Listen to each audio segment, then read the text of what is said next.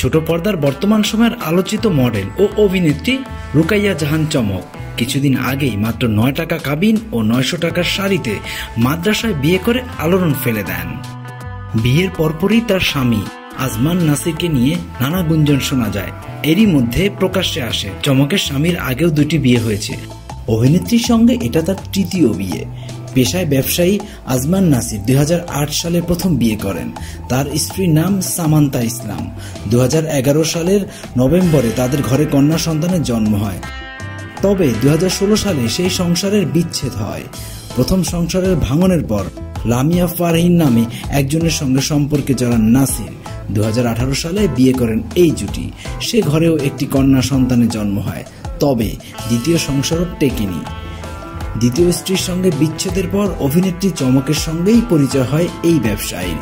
চলতি বছরের শুরু থেকেই চুটিয়ে প্রেম করেছেন দুজন।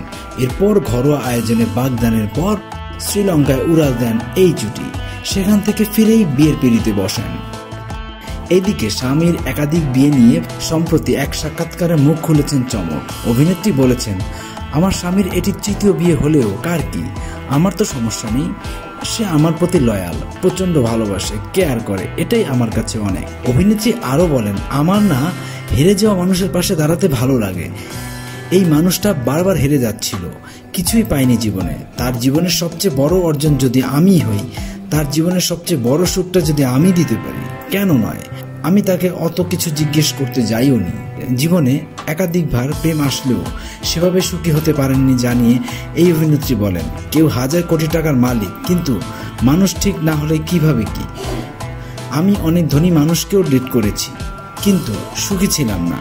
ওর সঙ্গে আমার মনে হয়েছে সুখ পরিপূর্ণ। আমাকে পাওয়া যদি কারো জীবনের সবচেয়ে বড় অর্জন হয়, তখন সেই মানুষটার সঙ্গে থেকে যাওয়াটাই সঠিক সিদ্ধান্ত মনে হয়েছে। প্রসঙ্গত 2017 সালে মিস ওয়ার্ল্ড বাংলাদেশ প্রতিযোগিতায় 2য় রানার আপ হয়ে ছবি অঙ্গনে পা রাখেন রুকাইয়া জাহান চমক।